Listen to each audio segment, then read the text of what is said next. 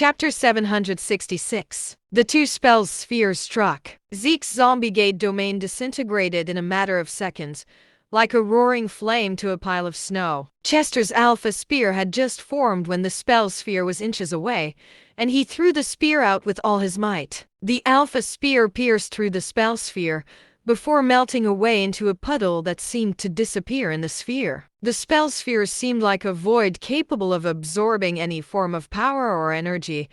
It would melt and usurp all attacks without even causing a single ripple. Chester and Zeke were dumbfounded. Was this the true power of a super sanctuary level cultivator? Just then, the two spell spheres began to spin. Two jets of black flames shot out, hurtling towards Chester and Zeke. The flames brought with them a fatal aura. Both men were caught by surprise and barely managed to defend themselves with all their energy. The flames lightly touched the spiritual shields they cast. Their shields vanished at once, and the terrifying force of the flames struck both men square on their bodies. Blood sprayed from their mouths as they were sent flying, barely alive when they crashed on the ground. Tell Trevor Penn that I'm going to kill everyone around him. One by one. I'm going to teach him what it feels like to lose his family and friends.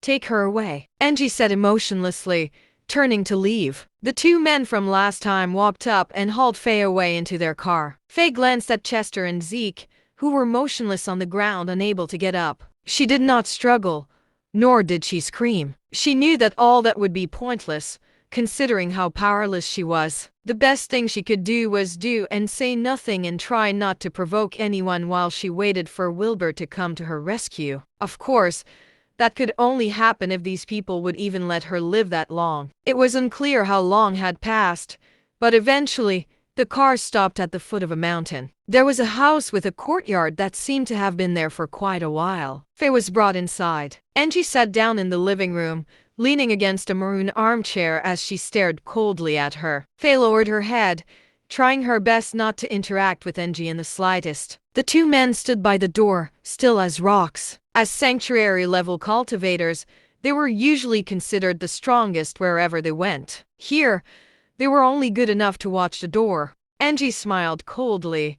Ever since I found out my son was dead, I have been using all the connections and money I have to find the killer. I haven't had a good night's sleep this whole time. I dream of my son the second I fall asleep, covered in blood and crying out for me to avenge him. Faye said nothing. Angie's expression began to shift, her facial features contorting as if she was a witch. She got to her feet, mumbling to herself as she paced around the living room like a maniac. I know you're his girlfriend, so I'll start with you. Don't worry, though. You're not going to die so soon.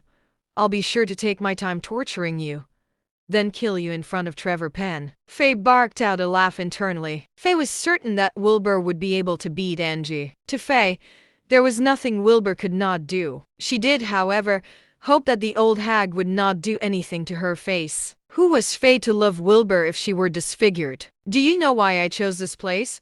The old hag said, leering at Faye. Faye felt like it was time she said something. Holding her silence might actually anger this old hag even more.